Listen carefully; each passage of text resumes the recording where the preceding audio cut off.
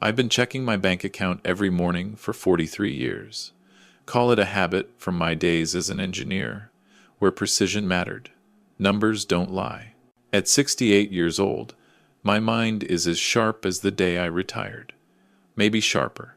I still help my son Daniel debug code when he gets stuck. I volunteer at the community center, teaching math to high school kids. So when my phone buzzed with a fraud alert at 6:15 on a Tuesday morning, I knew something was very, very wrong. The notification said $150,000 had been wire transferred from my joint account with my wife Linda.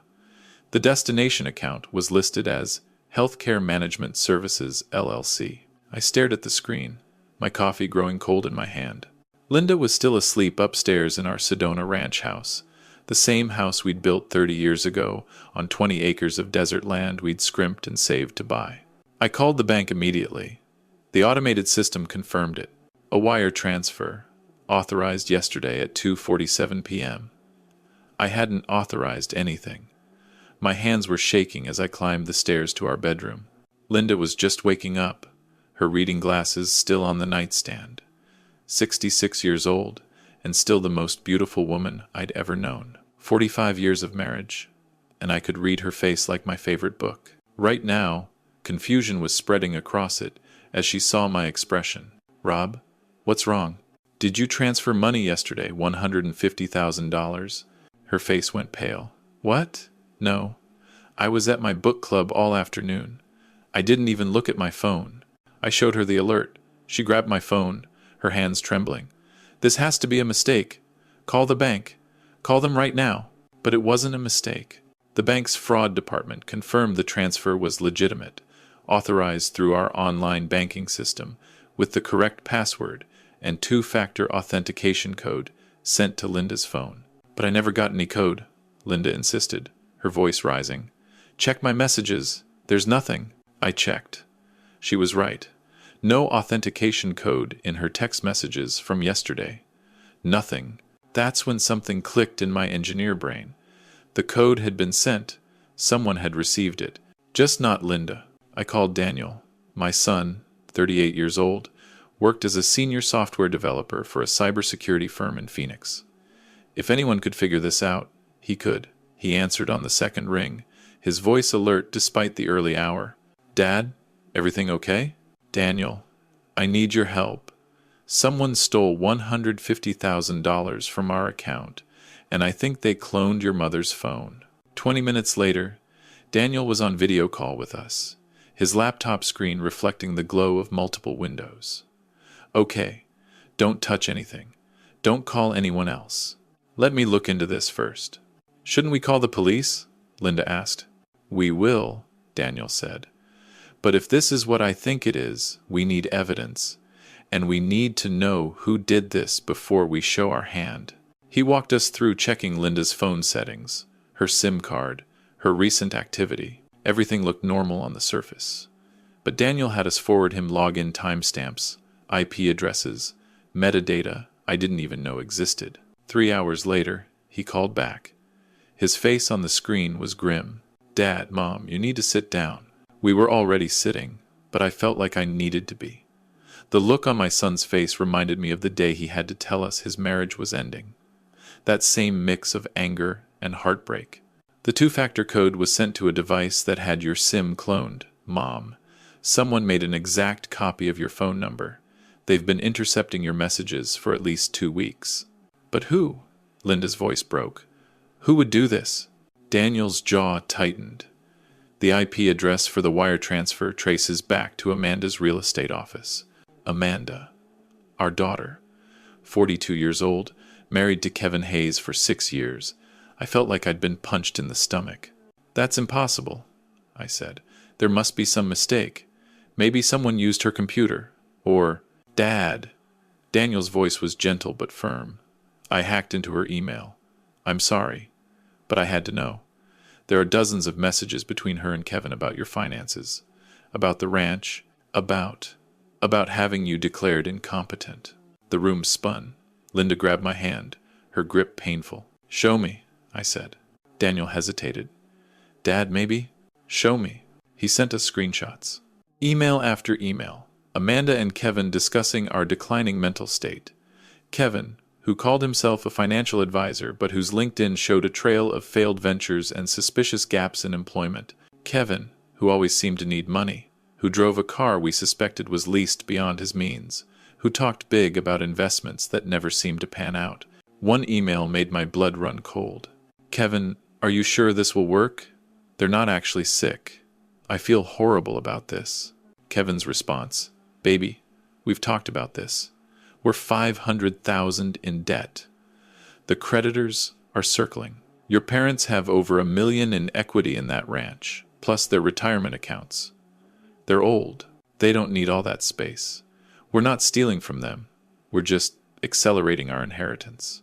And with the medical documentation I'm getting prepared, the power of attorney will be ironclad. Trust me, I've done this before. I'd done this before. Those 4 words echoed in my head. Linda was crying now, quiet tears streaming down her face. Daniel looked away from the camera, but I could see his jaw clenching.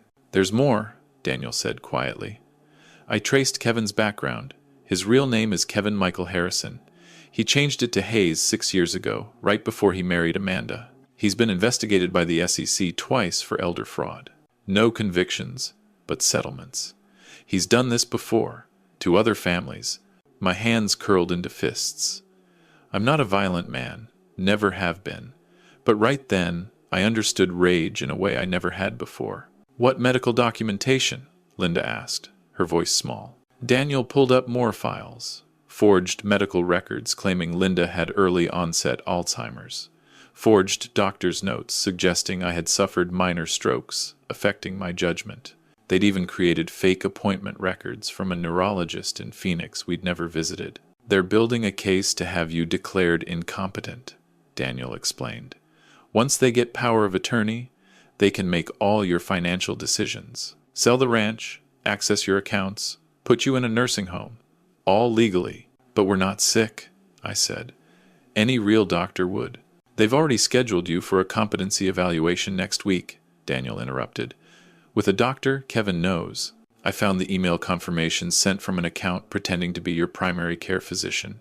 This wasn't just theft. This was elaborate, premeditated fraud, and my own daughter was part of it. We need to call the police, Linda said. Not yet, I said slowly, my mind racing. If we call the police now, they'll know we're on to them. They'll destroy evidence. Daniel, can you keep monitoring their communications without them knowing? Already doing it, he confirmed. Dad, what are you thinking? I looked at the calendar on the wall. December 18th. Amanda and Kevin were coming for Christmas dinner at our house in 1 week, along with Linda's sister, Daniel, and Daniel's kids.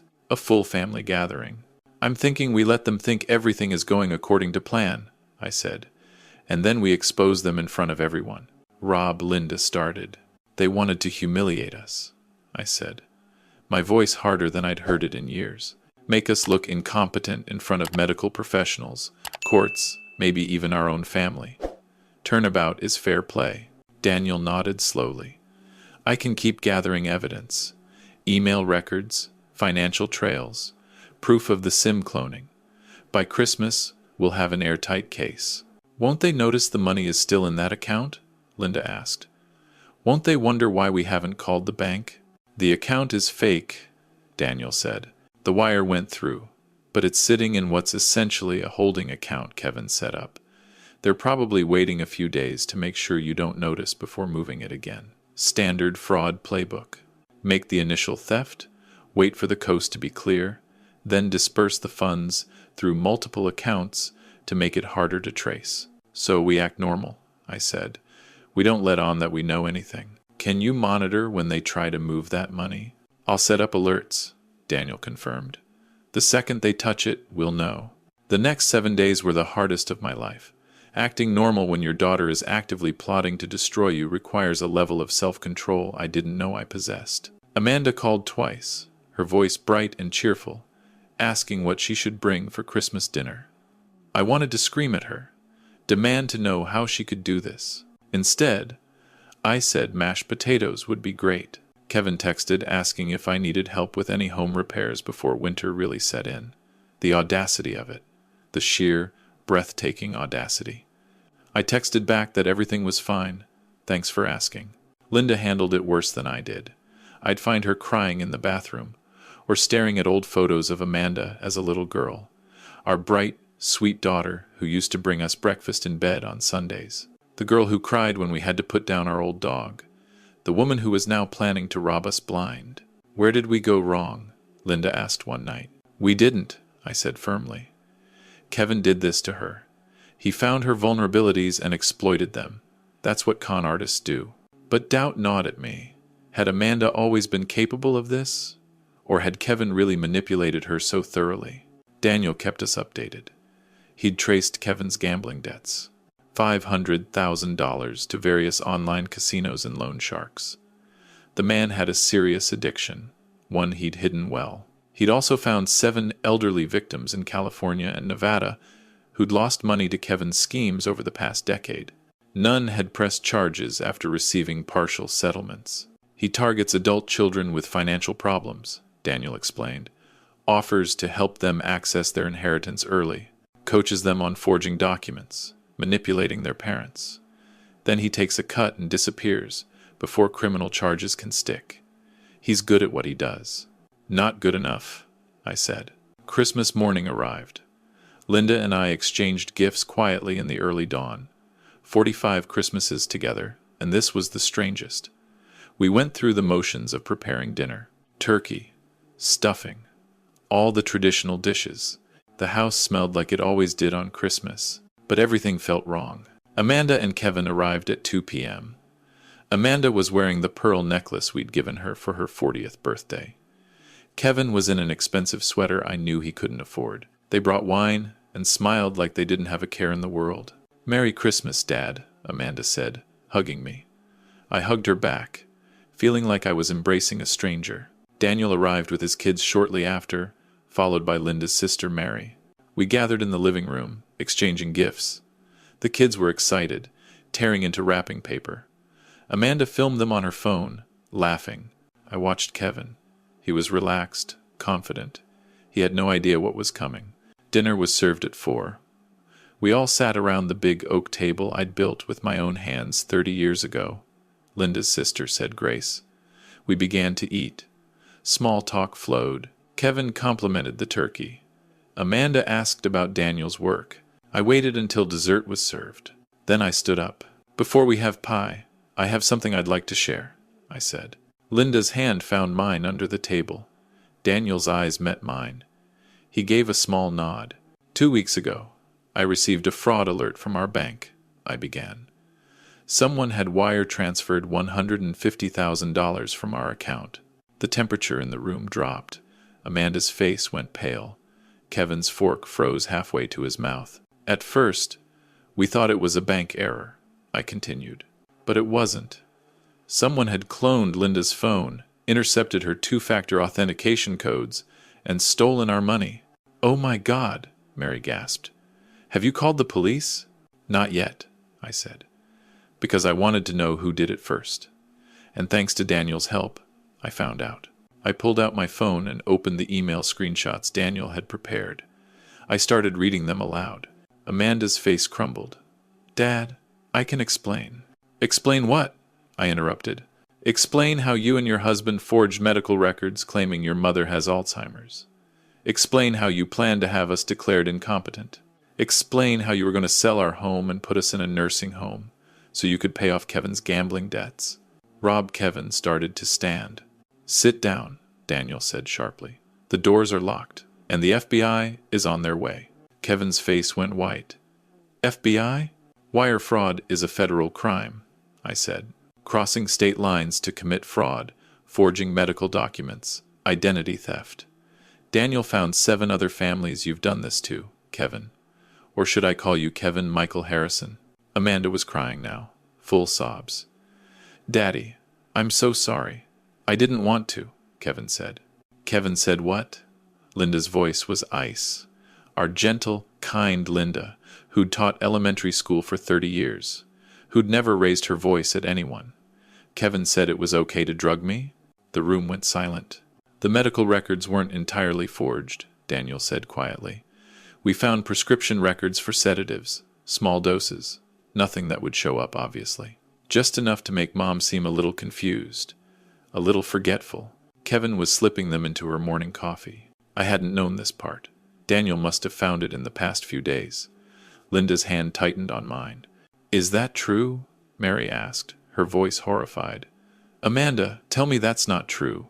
Amanda couldn't speak through her tears. Kevin made a break for it. He jumped up and ran for the front door. Daniel had been ready. He tackled Kevin in the hallway.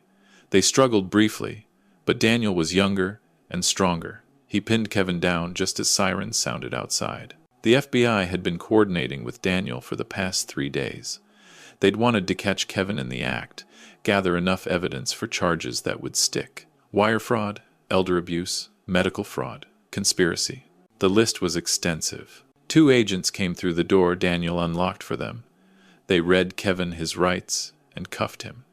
He was screaming about lawyers, about how this was entrapment, about how he'd done nothing wrong. "Kevin Michael Harrison," one agent said, "you're under arrest for wire fraud, conspiracy to commit elder abuse, and violation of the Elder Justice Act. You have the right to remain silent." Amanda collapsed. Mary caught her before she hit the floor. The kids were crying. Daniel's oldest daughter was filming on her phone. Linda was shaking beside me. Another agent approached Amanda. "Miss Hayes, we need you to come with us for questioning." "Am I under arrest?" she whispered. "Not yet," the agent said. "But you're a person of interest in an ongoing federal investigation. You have the right to have an attorney present." They took them both. Kevin was dragged out, still yelling. Amanda walked out silent, her head down, refusing to meet my eyes. The house emptied. Mary took the kids to her place. Daniel stayed to help us clean up a Christmas dinner that had gone cold and uneaten. "Are you okay, Dad?" he asked. I didn't know how to answer that. My daughter had tried to destroy us, my own child, the baby I'd held in the hospital, whose first steps I'd cheered for, whose hand I'd held on her first day of school. "I will be," I said finally. The investigation took months. The FBI had been building a case against Kevin for years. Our situation gave them the leverage they needed. They found his network, other financial advisors working the same scam, doctors willing to forge documents for a fee, lawyers who'd look the other way. It was bigger than just one con man with gambling debts. Kevin took a plea deal in March. 5 years in federal prison, restitution of $200,000 to us and his other victims, and permanent barring from any financial services work. He gave up his accomplices to get the lighter sentence. Amanda was offered a deal too. Testify against Kevin, complete a court-ordered rehabilitation program for accomplices in financial crimes, and she'd avoid prison time. She'd lose her real estate license. She'd have probation for 3 years. But she wouldn't go to jail. She took it. The court required her to write victim impact letters to all of Kevin's victims. We received ours in April. It was 7 pages long. She detailed how Kevin had groomed her, isolated her from friends who questioned him, convinced her that we were hoarding wealth while they struggled. She admitted her gambling problem, her own addiction that Kevin had encouraged and used against her. She took responsibility. She said she understood if we never forgave her. Linda cried when she read it. I didn't cry. I couldn't yet. The money was returned to our account in May, plus interest. We used part of it to set up protections, Daniel recommended. An irrevocable trust, 2 signature requirements for any transaction over $1,000, registered with Adult Protective Services, annual competency assessments from an independent doctor, digital security measures I barely understood but trusted Daniel to maintain. We also donated $50,000 to an elder abuse prevention nonprofit. They used it to create educational materials about financial exploitation. Our story, anonymized, became a case study. Summer passed. We got letters from Amanda. She was in a residential treatment facility in Colorado, addressing her gambling addiction and the trauma of her marriage to Kevin. The letters were raw, honest. She was doing the work. Linda wanted to visit her. I wasn't ready. Not yet. "She's still our daughter," Linda said one evening as we watched the sunset from our porch. "She tried to destroy us," I replied. "Kevin tried to destroy us," Linda corrected gently. "Amanda was his victim too, just in a different way." I knew she was right, but knowing it intellectually, and feeling it emotionally were different things. In September, Amanda completed her program. She moved into a halfway house in Flagstaff, got a job as a waitress. She wasn't allowed to contact us directly per the terms of her probation, but her therapist sent updates. She was doing well. Staying clean, going to meetings, rebuilding. Daniel visited her. He came back and told us she was different, clearer, more like the sister he remembered from before Kevin. She wants to see you, he said. Not now. She knows you're not ready. But someday, she wants you to know she's willing to wait however long it takes. Christmas came again. 1 year since everything fell apart. We had a quiet dinner, just us and Daniel and the kids. No drama, no betrayal, just family. Except Amanda's chair was empty. Linda set a place for her anyway. An empty plate, like we were waiting for her to come home. Do you think we'll ever be whole again? Linda asked me that night. I thought about everything we'd learned, about trust and betrayal, about the people we love most having the power to hurt us deepest, about how greed can poison everything it touches, about how addiction doesn't discriminate, about how con artists work by finding the cracks in people and wedging them wider. I don't know if we'll ever be the same, I said honestly, but maybe we can be something new, something that survived this. In January, Amanda sent a letter through her therapist. She'd been sober for 14 months. She'd found a new therapist who specialized in financial abuse victims who become perpetrators. She'd started volunteering at a women's shelter, helping other women recognize the signs of financial manipulation. She included a photo. She looked healthier than I'd seen her look in years, clear-eyed, present. I'm not asking for forgiveness, she wrote. I don't deserve it, but I'm asking for the chance to show you, over time, that I'm doing the work to become someone worthy of being your daughter again, someone worthy of being Daniel's sister, someone who would never, ever hurt the people she loves. Linda kept the photo on her nightstand. In February, I called Amanda's therapist. I had questions about Kevin's manipulation tactics, about gambling addiction, about the psychology of financial abuse. The therapist was patient, answering everything I asked. The Amanda who hurt you was sick, she told me. The Amanda who's doing the work now is fighting to be well. Whether you choose to be part of her recovery is entirely up to you. There's no wrong answer. In March, Linda and I drove to Flagstaff. We didn't tell Amanda we were coming. We just wanted to see her, from a distance, make sure she was really okay. We found her leaving her apartment building, heading to work at the diner. She was wearing jeans and a simple shirt, her hair pulled back, no expensive clothes, no pretense. She was laughing at something her roommate said. She looked happy. We didn't approach her. We weren't ready for that. But we saw her. We saw that she was trying. On the drive home, Linda said, I think I want to write her back. Okay, I said. Are you ready for that? I thought about it. About the engineer's mind I'd always had, the one that valued precision and facts. The facts were clear. Kevin was a predator. Amanda was his victim, but also his accomplice. She'd made terrible choices. She'd hurt us. But she was doing the work to make amends. I think, I said slowly, that I'm ready to try. We started small. Letters exchanged through the therapist, supervised phone calls. In June, we agreed to a meeting at a neutral location, a coffee shop in Phoenix, with Amanda's therapist present. She was early. We were on time. Daniel came too, for support. Amanda had more to say than could fit in letters. About the years of Kevin's manipulation. About her own pride that kept her from seeing it. About the gambling that started as stress relief and became addiction.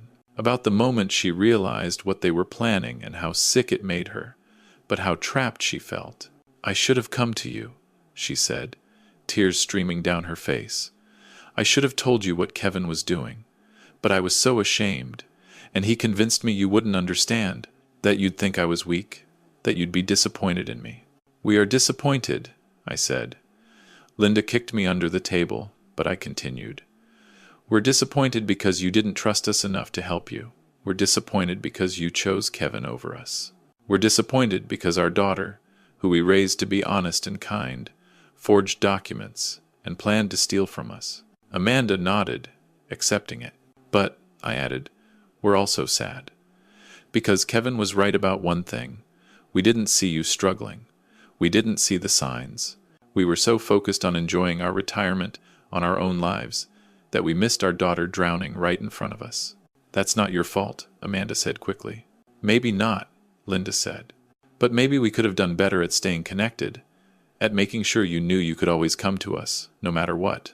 We talked for 2 hours. The therapist mostly listened, occasionally guiding us back when emotions ran too high. At the end, we didn't have resolution. We didn't have forgiveness, but we had truth. And sometimes that's where healing starts. It's been 2 years now since that Christmas dinner. Kevin is still in prison. Amanda is still rebuilding her life. She got her GED teaching certificate and now works at a community college, helping adults finish their education. She's been sober for over 2 years. She's dating someone new, a teacher who knows her whole story and chose her anyway. We see her every few months. Holidays are still complicated. She came to Thanksgiving last year, but we didn't do Christmas together yet. Some wounds need more time. Daniel and Amanda have rebuilt their relationship faster than Linda and I have with her. Sibling bonds are different, I guess, but I'm grateful they have each other. The ranch is still ours. We added Daniel's name to the trust, made sure all the legal protections are in place. Not because we don't trust Amanda now, but because trust, once broken, is like a bone. It can heal, but it's never quite the same. It needs support. It needs care. It needs time. I still check my bank account every morning. Some habits die hard. But now, Daniel has monitoring software that alerts us to any unusual activity. We're careful. We're protected. We're safe. But here's what I've learned in these 2 years. You can't protect yourself from everything.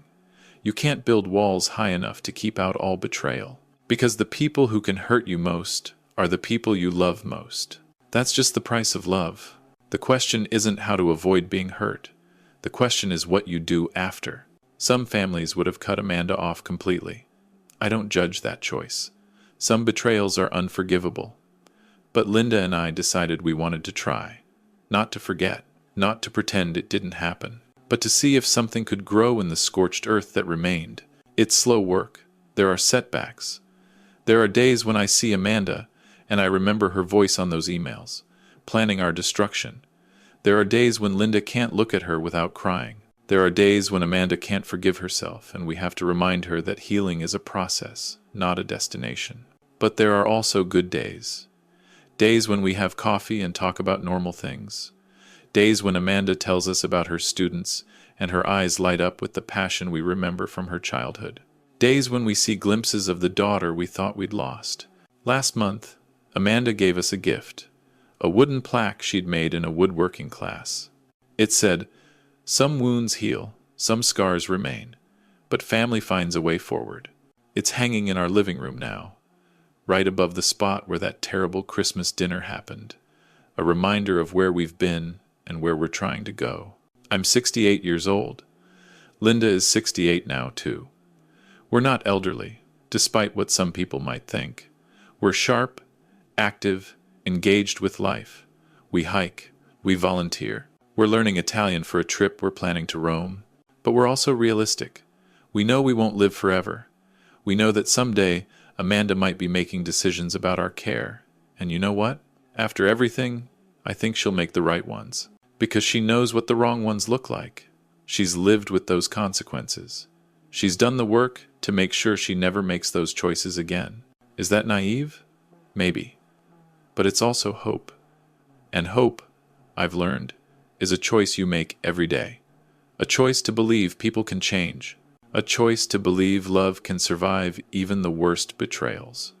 A choice to believe that family, real family, means showing up even when it's hard. Kevin showed Amanda what happens when you choose greed over love. We're trying to show her what happens when you choose forgiveness over bitterness. Not easy forgiveness. Not cheap grace, but the hard, daily work of rebuilding trust one brick at a time. Some days it feels impossible. Some days I want to give up, to say it's not worth the pain. But then I think about Linda, who never gave up on Amanda even in the darkest days. I think about Daniel, who visited his sister when I couldn't. I think about Amanda herself. doing the brutal work of recovery, knowing we might never fully let her back in. And I think about that empty chair at Christmas dinner, and Linda setting a place anyway, holding space for return, holding space for hope. That's family, not the Hallmark card version, not the social media perfect version, but the real, messy, complicated version, where people screw up badly and then spend years trying to make it right, where forgiveness is earned through action, not granted through obligation, where love is a choice you make again and again, even when it hurts. I don't know what the next chapter holds for us. I don't know if we'll ever feel completely whole again. I don't know if Amanda will relapse or if some new crisis will test us. I don't know if I'll ever be able to look at her without a small part of me remembering. But I know this: we're trying, all of us. And sometimes trying is enough. The ranch is still ours. Our retirement is secure. Our minds are sharp and our bodies are healthy. We have protections in place now, lessons learned the hardest way possible. And we have Amanda, not the daughter we had before, but maybe, someday, a daughter we have again. Changed, scarred, but ours. That's what I tell people when they ask if we've forgiven her. I tell them forgiveness isn't a light switch. It's not something you do once and it's done. It's a door you open a little wider each day. Some days you open it wide. Some days you close it almost all the way. But you keep the option of opening it, because the alternative, locking it forever, kills something in you too. 2 years ago, I would have said that what Amanda did was unforgivable. Today, I'm not so sure. Today, I think maybe the unforgivable thing would be not giving her the chance to prove she's changed. Tomorrow might be different. That's the thing about healing. It's not linear, but it's movement, and movement is life. So we keep moving, forward, backward, sideways, but always toward something, toward a new normal, toward a new understanding of what family means, toward hope. And on hard days, when I doubt all of this, I remember something Linda said to me last Christmas Eve. We were looking at that empty chair, and I asked her why she kept setting a place for Amanda when she wasn't coming. Because someday, Linda said, she will, and I want her to know there's always been a place for her here, even when she didn't deserve it, especially when she didn't deserve it. That's what love is. That's what love is. I'm still learning that lesson. At 68, I'm still learning what it means to love someone who hurt you, what it means to protect yourself while leaving the door open, what it means to be both wise and hopeful. It's the hardest thing I've ever done, harder than building this ranch, harder than 43 years of checking bank accounts, harder than anything. But it's also the most important. Because in the end, when all the money is gone, and all the property is sold, and all that's left is the people who were there, who chose to stay, who chose to try, that's what matters. Amanda chose wrong. Then she chose to make it right. We chose to let her try. It's not a perfect story. It's not even a complete one yet, but it's ours. And we're writing it together, one difficult day at a time. That's enough. For now, that's enough.